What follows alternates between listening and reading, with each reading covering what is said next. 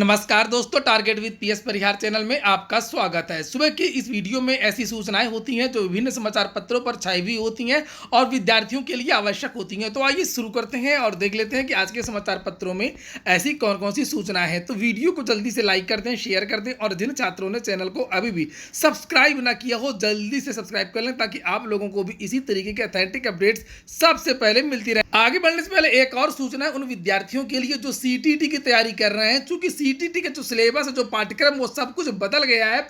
उस हिसाब से एक नवीन जो पुस्तक चक्षु प्रकाशन की मार्केट में आ गई है। ऑनलाइन भी ये पुस्तक मिलती है, ऑफलाइन भी ये पुस्तक मिलती है। और जो सीबीएसई ने अभी हाल ही में एक घोषणा की थी कि जो परीक्षा का जो पैटर्न है वो पूरी तरीके से बदल जाएगा। और बहुत सारे विद्यार्थी पूछ भी रहे थे कि बदले हुए पैटर्न की जो पुस्तक है वो कौन सी अच्छी रहेगी। तो चक्षु प्रकाशन की जो पुस्तक है इसे आप लोग ले सकते हैं। संपूर्ण गाइड है, इसमें जो इंपॉर्टेंट क्वेश्चन है 3000 से ज़्यादा वो तो दिए ही हैं, साथ में 2 सॉल्व पेपर भी दिए हैं। और जो सीटेट का जो पाठ्यक्रम है उसके हिसाब से ये इसमें जो है स्टडी मटेरियल भी दिया हुआ है। तो नया वाला पेपर किस तरीके का होगा आप लोग इस पुस्तक में जाकर के देख सकते हैं। उसी के हिसाब से इसमें प्रश्नों को रखा गया है। ऑनलाइन भी ये पुस्तक मिलती है, ऑफलाइन भी ये पुस्तक मिलती है, आपके शहर में भी उपलब्ध है। और अगर आप लोग ऑनलाइन मंगवाना चाहते हैं तो उसकी जो लिंक है मैंने डिस्क्रिप्शन बॉक्स में दे दी है। जैसे आप यहाँ पर कुछ प्रश्नों को देख भी सकते हैं कि अधिगम कठिनाइयों से जूझते छात्रों की जरूरतों को संबोधित करने के लिए एक अध्यापक को क्या नहीं करना चाहिए, शर्मिंदगी, और इस तरीके के जो क्वेश्चन है वही पूछे जाएंगे। संपूर्ण गाइड के अलावा अगर अलग अलग विषय की पुस्तक लेना चाहते हैं तो अलग अलग विषय की भी पुस्तक आप लोग ले सकते हैं, चाहे हिंदी हो, चाहे संस्कृत हो, चाहे वो इंग्लिश हो, चाहे बाल विकास एवं शिक्षा शास्त्र हो। चलिए शुरू करते हैं आज की सूचना को। सबसे पहले सूचना है, आज के लगभग सभी समाचार पत्रों में ये सूचना दी गई है कि पहले यूपीटीटी होगा और फिर बाद में सुपर टीईटी होगा। और बहुत जल्द जो है वो कमेटी अपनी रिपोर्ट दे देगी कि उत्तर प्रदेश में कितने रिक्त पद हैं। जानकारी तो ये मिल रही है कि परीक्षा चाहे जब हो, भर्ती चाहे जब हो, लेकिन पदों की संख्या वास्तव में बहुत ज़्यादा हो सकती है। क्योंकि आए दिन समाचार पत्रों के माध्यम से ये जानकारी दी जाती है कि जो इस बार जो एडमिशन हुए हैं विद्यार्थियों के वो बहुत ज़्यादा हुए हैं और अध्यापकों की भारी कमी है। ये देखिए आज ही का समाचार पत्र जिसमें लिखा हुआ परिषदीय स्कूलों में शिक्षकों की कमी पढ़ाई पर पड़ रहा है। जहां पर प्राथमिक में 30 विद्यार्थियों के बीच में एक अध्यापक की नियुक्ति होनी चाहिए, वहीं पर आप लोग देख सकते हैं कि 317 नामांकन है और केवल 4 शिक्षक है। इसी तरह और भी बहुत सारे विद्यालय है जहां पर शिक्षकों की भारी कमी है। तो जो घोषणा है वो बड़ी हो सकती है। और यहाँ पर लिखा हुआ है पहले यूपीटीईटी और फिर शिक्षक भर्ती की परीक्षा होगी और इसी माह मुख्यमंत्री करेंगे ऐलान। लिखा है उत्तर प्रदेश के प्राइमरी स्कूलों में शिक्षक भर्ती का इंतजार कर रहे प्रतियोगियों के लिए अच्छी खबर है कि परिषदीय विद्यालयों में नई शिक्षक भर्ती की मांग लंबे समय से कर रहे अभ्यर्थियों की मुराद जल्द पूरी हो सकती है। बेसिक शिक्षा परिषद के प्राथमिक स्कूलों की नई शिक्षक भर्ती का ऐलान इसी महीने होने की संभावना है। भर्ती प्रक्रिया शुरू होती ही उत्तर प्रदेश शिक्षक पात्रता परीक्षा 2021 यूपीटीईटी कराने की तैयारी है। बताया जा रहा है कि भर्ती की तैयारियों के तहत यूपीटीईटी नवंबर में कराई जा सकती है और शासन ने परीक्षा संस्था से इस संबंध में प्रस्ताव मांगा है। इसके बाद दिसंबर में शिक्षक भर्ती परीक्षा कराई जा सकती है। उत्तर प्रदेश के बेसिक शिक्षा परिषद के प्राइमरी स्कूलों की नई शिक्षक भर्ती प्रक्रिया जल्द शुरू हो सकती है। मुख्यमंत्री योगी आदित्यनाथ के निर्देश पर राजस्व परिषद अध्यक्ष मुकुल सिंघल की अगुवाई में बनी 3 सदस्यीय कमेटी 15 दिन से रिक्त पदों व विद्यालयों के पद निर्धारण प्रक्रिया को खंगाल रही है।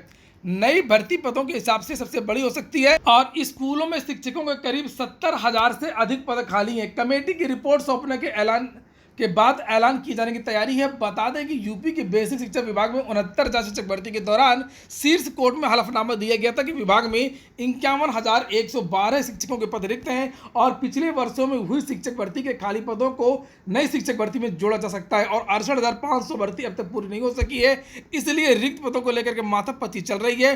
वहीं 69,000 शिक्षक भर्ती के सारे पद 3 चरण की काउंसलिंग के बाद भी नहीं भरे जा सके हैं। हाल के वर्षों में सेवानिवृत्त होने वाले कोरोना काल में काल कवलित हुए शिक्षकों ब्यौरा जुटाया जा रहा है। संकेत कमेटी अपनी रिपोर्ट जल्द ही सीएम को सौंपेगी क्योंकि विलंब होने पर भर्ती विधानसभा चुनाव से पहले पूरी होना मुश्किल है। वहीं पर 69,000 शिक्षक भर्ती का हवाला देते हुए नई शिक्षक भर्ती की मांग को लेकर के प्रशिक्षितों ने कल ज्ञापन भी दिया है।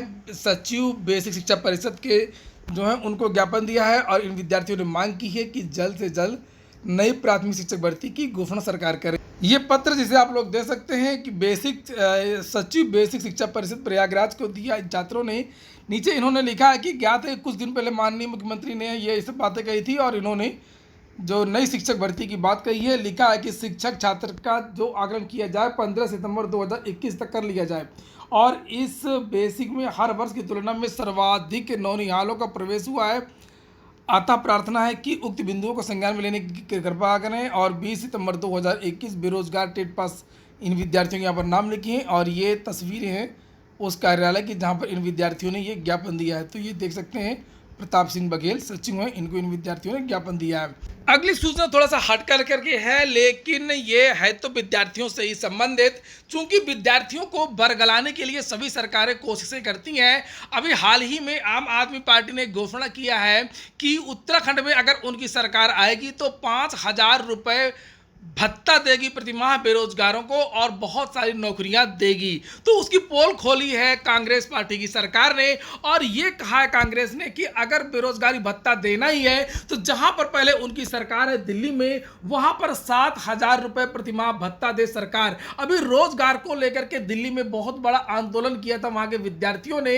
17 सितंबर को ही वहां भी आंदोलन हुआ था, लेकिन वहां का जो आंदोलन था वो केजरीवाल सरकार के खिलाफ हुआ था, क्योंकि वहां पर भी भर्तियों की बहुत बुरी दशा है। लिखा है दिल्ली कांग्रेस ने आम आदमी पार्टी पर एक बार फिर से निशाना साधा है और प्रदेश अध्यक्ष अनिल कुमार ने दिल्ली सरकार के जांच पोर्टल पर पंजीकृत 13 लाख बेरोजगार युवा है दिल्ली में और 7,000 रुपए इनको प्रतिमाह भत्ता देने की मांग की है कि जो पहले से जिनका रजिस्ट्रेशन दिल्ली में, पहले आप उनको 7,000 रुपए दें। लिखा मीडिया में बातचीत में उन्होंने कहा कि मुख्यमंत्री अरविंद केजरीवाल की ओर से उत्तराखंड में हर घर रोजगार गारंटी की योजना पर स्वतः प्रश्न चिन्ह लग जाता है।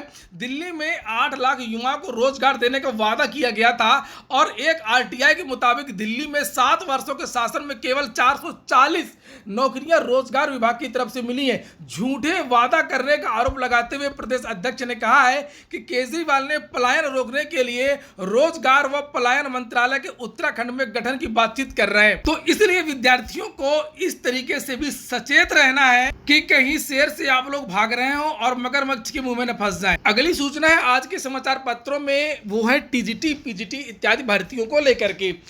माध्यमिक शिक्षा सेवा चयन बोर्ड में विभिन्न प्रतियोगी जितने भी संगठन है अब वो दबाव बना रहे हैं कि जल्द से जल्द जो है नई शिक्षक भर्ती का ऐलान हो। टीजीटी पीजीटी की युवा मंच का 20वें दिन भी जारी रहा है प्रदर्शन। सौंपा गया है ज्ञापन। प्रदेश में 5 लाख रिक्त पदों को भरने, युवाओं को रोजगार की गारंटी, बेरोजगारी भत्ता देने आदि की मांग को लेकर के युवा मंच का प्रदर्शन सोमवार को 20वें दिन भी जारी रहा। आप लोग वीडियो को पूरा देखें, बिल्कुल भी स्किप ना किया करें।